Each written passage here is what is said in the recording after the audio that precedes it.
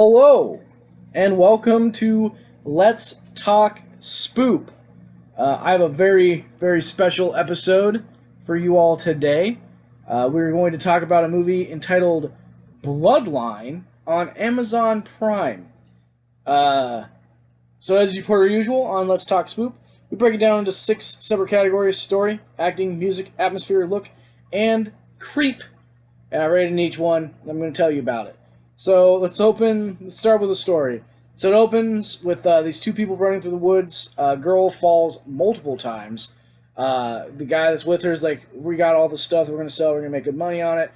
Opens this box and dies immediately. And then the girl dies immediately thereafter with some amazing special effects. And by amazing, I mean god-awful.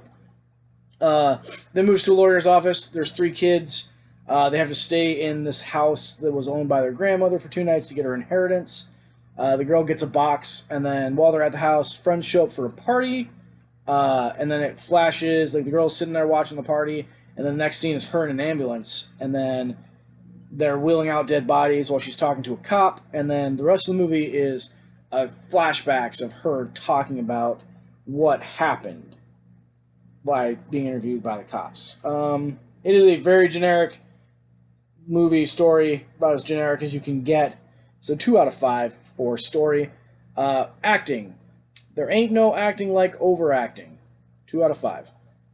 The music, it sounds like it's straight out of the 90s. It's a thumping hard rock soundtrack and then some spooky stuff.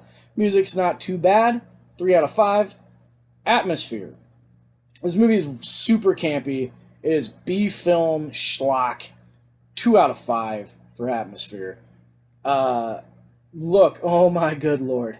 So, there's scenes, for some reason, they're shot in, like, Predator vision, if you know what I'm talking about, with the red overlay, and nobody can see where the vision's coming from. Predator vision, which I haven't seen since any movie other than the Predator movies. The CGI is straight out of the early 2000s, late 90s. There's... When the girl dies in the opening of it, she has blood on her shirt that looks like it was painted on with MS Paint. It is fantastic. 1 out of 5 for look. Creep. This movie is not creepy at all. They tried. 1 out of 5. So before I give you the final score on this, I want to give you guys some beautiful information about this movie. So myself and my stepson tried to find it on IMDb, tried to find it online to get some information about it, and we couldn't. It does not exist on IMDb. So, after finishing the movie, he had the bright idea that maybe we should IMDb some of the actors that are in the movie. And one of the actors in the movie is veteran actor Paul Gleason, who you will probably know from The Breakfast Club as the mess with the bulls, get the horns guy, right? So we looked it up. Turns out this movie was originally released in 2011 as a horror film called The Passing, which was 5 years after Paul Gleason died. That's how bad this movie is. They waited 5 years to release it and then tried to do it 9 years later. So, final score. 1.8 out of 5. If you're looking for a horrible movie night movie, I would recommend this movie.